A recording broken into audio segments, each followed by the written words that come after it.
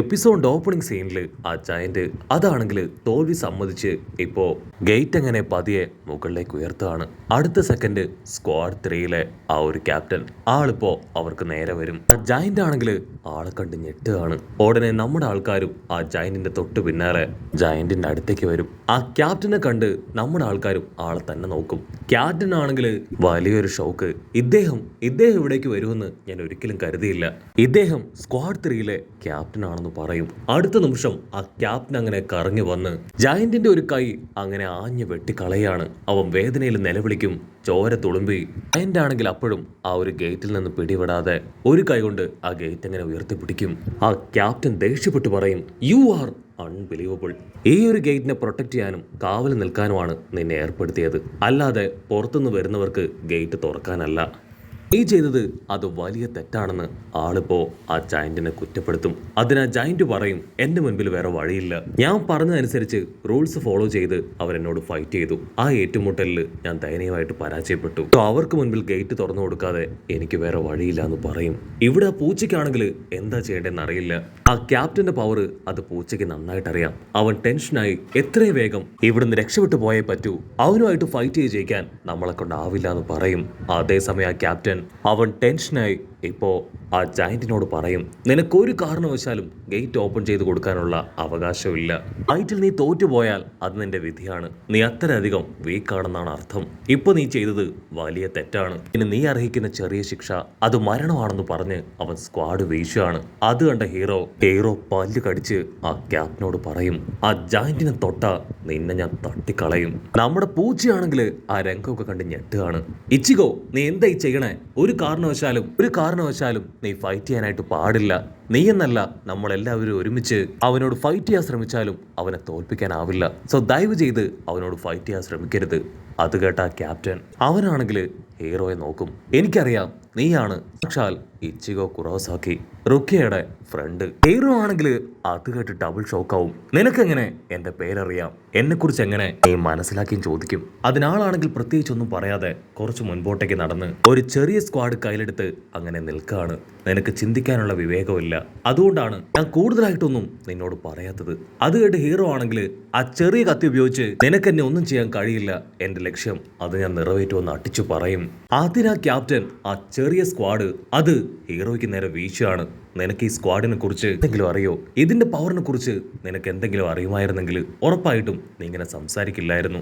ഇതെന്റെ പവർഫുൾ സമ്പത്തുവാണെന്ന് പറഞ്ഞ് ആളങ്ങനെ കറങ്ങി വന്ന് ആ സ്ക്വാഡ് വലിച്ചെറിയാണ്. ഹീറോ അവന്റെ സ്ക്വാഡ് ഉപയോഗിച്ച് അതിനെ റെസിസ്റ്റ് ചെയ്യാൻ ശ്രമിക്കും. പക്ഷെ ആ പവറിൽ അവനെ കൊണ്ട് പിടിച്ചു നിൽക്കാൻ കഴിയാതെ ഹീറോയും ആ ജയന്റും നമ്മുടെ ആൾക്കാരെല്ലാവരും ആ ഗേറ്റിലൂടെ പുറത്തേക്ക് പോകും. അത് കണ്ട ആ ക്യാപ്റ്റൻ സ്റ്റൈലായിട്ടൊന്ന് ചിരിച്ച് നമ്മുടെ ആൾക്കാർക്ക് ടാറ്റ കൊടുക്കുകയാണ്. അടുത്ത നിമിഷം തന്നെ ആ ഗേറ്റ് അങ്ങനെ അടയും. ആ പൂച്ചയാണെങ്കിൽ ടെൻഷനായിട്ട് ഹീറോയോട് പറയും, യു ആർ അൺബിലീവബിൾ. നീ ഇങ്ങനെ ഒരുത്തനായിരുന്നോ? നിന്നോട് ഞാൻ പറഞ്ഞില്ലേ എന്റെ പെർമിഷൻ ഇല്ലാതെ ഒന്നും ചെയ്യാൻ പാടില്ല എന്ന്. ഹീറോയ്ക്കാണെങ്കിൽ എന്താ പറയേണ്ടതെന്ന് അറിയില്ല. അവനങ്ങനെ തല താഴ്ത്തി നിൽക്കും. അപ്പൊ അവർ നിൽക്കുന്ന സ്ഥലത്തുള്ള ഒരുപാട് വീടുകളിലെ സോളുകൾ പുറത്തേക്ക് വരികയാണ്. പൂച്ചയാണെങ്കിൽ അവരെ ചൂണ്ടിക്കാണിക്കും. ഇതൊരു പ്രത്യേക കൂട്ടം സോൾസ് ആണ്. ആക്ച്വലി ഈ സോൾ സൊസൈറ്റിയുടെ റൂൾസ് അത് പാലിക്കാത്തതുകൊണ്ടാണ് ഇവർ ഈ ഗേറ്റിന് പുറത്ത് ഫാമിലി ആയിട്ട് കഴിയുന്നത്. ഉടനെ ആ കൂട്ടത്തിൽ ഏറ്റവും പ്രായമുള്ള അവരുടെയൊക്കെ നേതാവ് മുൻപിലേക്ക് കടന്നു വരും. ആ അപ്പാപ്പനാണെങ്കിൽ ഇപ്പൊ നമ്മുടെ ആൾക്കാരോട് നന്ദി പറയും. ആക്ച്വലി ഈ ജയന്റ് ഞങ്ങളുടെ ഒരു ഗുഡ് ഫ്രണ്ടാണ്. അവനെ രക്ഷിച്ചതിന് ഒരുപാട് നന്ദി. ഇവയാണെങ്കിൽ അവന്റെ മുറിവൊക്കെ ചെക്ക് ചെയ്ത് അവനെ ഹീൽ ചെയ്യാനായിട്ട് അവളുടെ കൊച്ചു സോളുകളെ പുറത്തേക്ക് കൊണ്ടുവരും. കുട്ടികളാണെങ്കിൽ ഞൊടിയിടയിൽ അവനങ്ങനെ ഹീൽ ചെയ്യാണ്. മറ്റൊരു ഭാഗത്ത് ഒരു ചെറിയ കുട്ടി മുടിയന്റെ അടുത്തേക്ക് ഓടി വന്ന് നിനക്ക് എന്നെ ഓർമ്മയുണ്ടോ എന്ന് ചോദിക്കും. മുടിയനാണെങ്കിൽ അവനെ കാണേണ്ട താമസം അവൻ ആരാണെന്ന് മനസ്സിലാവും. ആ ബേർഡിന്റെ ഉള്ളിൽ ഉണ്ടായിരുന്ന ആ കുഞ്ഞു സോള് അബു അവനെ ഹഗ് ചെയ്ത് അവന് വാക്ക് കൊടുത്തതുപോലെ അവനെ തോളത്തെടുത്ത് ആ ഒരു സിറ്റി മുഴുവൻ അങ്ങനെ നടക്കുകയാണ്. മുടിയനാണെങ്കിൽ അവനോട് ചോദിക്കും, നിനക്ക് നിന്റെ അമ്മയെ കണ്ടെത്താനായോ? അതിനവൻ പറയും, ഇവിടെയുള്ളവർക്ക് പരസ്പരം ആരാണെന്ന് പോലും വ്യക്തമായിട്ട് അറിയില്ല. ഇവരുടെ ഇടയിൽ നിന്ന് ഇതുവരെ എനിക്ക് എൻ്റെ അമ്മയെ കണ്ടെത്താനായിട്ടില്ല. ആ നാട് മുഴുവൻ നടന്ന് കാഴ്ചകൾ കാണുകയാണ്. അതിനിടയിൽ ആ കുഞ്ഞിപ്പയ്യൻ അവൻ ഒരുപാട് വിഷമത്തിൽ മുടിയനോട് ചോദിക്കും, എൻ്റെ ആഗ്രഹപ്രകാരം എനിക്ക് എൻ്റെ അമ്മയെ എന്തെങ്കിലും കണ്ടെത്താനാവോ? അതിനാ മുടിയൻ മറുപടി പറയാതെ വീണ്ടും അവനെ തോളത്തേന്തി മുൻപോട്ടേക്ക് നടക്കും. അപ്പോൾ ഒരു റൂഫ് ടോപ്പിന്റെ മുകളിലിരുന്ന് നമ്മുടെ ഹീറോ ഇച്ചിഗോ ദൂരത്തുള്ള ആ സോൾ സൊസൈറ്റിയിലേക്ക് നോക്കുകയാണ്. ആ കുഞ്ഞിപ്പയ്യൻ അവൻ മുടിയനോട് പറയും, ഇച്ചിഗോ എത്രയൊക്കെ ശ്രമിച്ചിട്ടും അതൊരു കാര്യമില്ല. അതിന്റെ മുകളിലിരുന്ന സോൾ സൊസൈറ്റി ഇച്ചിഗോയെ കൊണ്ട് സോൾ സൊസൈറ്റി ഒന്നും കാണാൻ കഴിയില്ല. അത് അവനിൽ നിന്നും ഒരുപാട് ദൂരത്താണ്. അതിന് മുടിയൻ അവൻ ഒരുപക്ഷെ ആ സോൾ സൊസൈറ്റി അത് കാണാൻ പറ്റുന്നുണ്ടാവില്ലായിരിക്കും. പക്ഷേ ഒരു കാരണവശാലും അവന്റെ ലക്ഷ്യത്തിൽ നിന്ന് പിൻവാങ്ങില്ല. അവന്റെ ലക്ഷ്യം ആ സോൾ സൊസൈറ്റിയിലേക്ക് പോയി ഞങ്ങളുടെ എല്ലാവരുടെയും ഫ്രണ്ടായ റുക്കിയ അവളെ തിരികെ കൊണ്ടുവരിക എന്നത് മാത്രമാണ്. അത് നടക്കുന്നത് വരെ അവനവന്റെ ശ്രമം അത് കൈവിടില്ല എന്ന് പറഞ്ഞ് അവർ രണ്ടുപേരും ഒരു ബെഞ്ചിൽ വന്നിരിക്കും.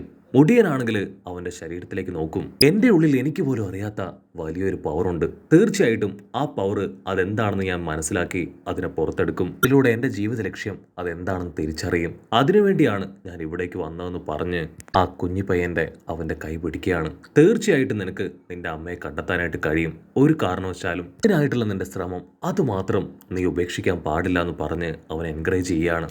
അത് കേട്ട ആ കുഞ്ഞിപ്പയ്യൻ അവൻ മുടിയനെ നോക്കി ചിരിക്കുകയാണ്.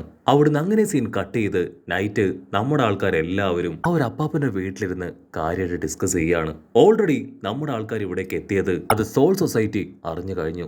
സോ ഇനി അകത്തേക്ക് കയറുന്നത് അത് അത്ര ഈസി ആയിട്ട് നടക്കില്ല. അവര് സെക്യൂരിറ്റി എല്ലാം തന്നെ വളരെ ടൈറ്റ് ആക്കിയിട്ടുണ്ടാവും പറഞ്ഞ് അവരകത്തേക്ക് കയറാനുള്ള ചില പ്ലാനുകൾ തയ്യാറാക്കും. ഉടനെ ആ പൂച്ചയാണെങ്കിൽ കുക്കാക്കു അവൻ എവിടെയുണ്ടെന്ന് ആ അപ്പാപ്പനോട് ചോദിക്കും.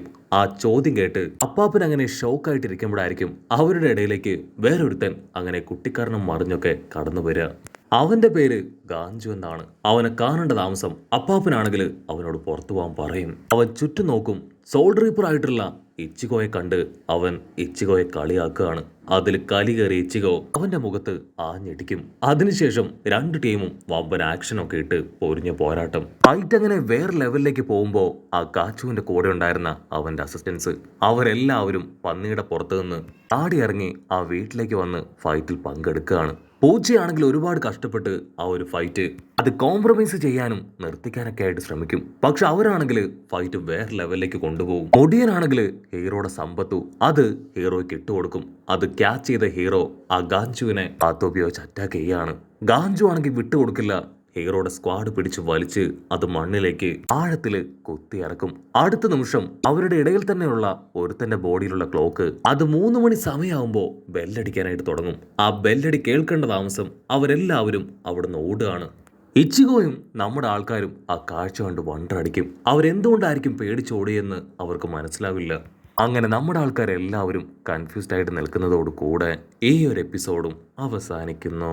എപ്പിസോഡ് ഇഷ്ടപ്പെടുകയാണെങ്കിൽ തീർച്ചയായിട്ടും ലൈക്ക് ചെയ്യാനും കമന്റ് ചെയ്യാനും ഷെയർ ചെയ്യാനും മറക്കല്ലേ. അടുത്തൊരു അടിപൊളി എപ്പിസോഡുമായിട്ട് കാണുന്നവരെ it's me with Mallu episode.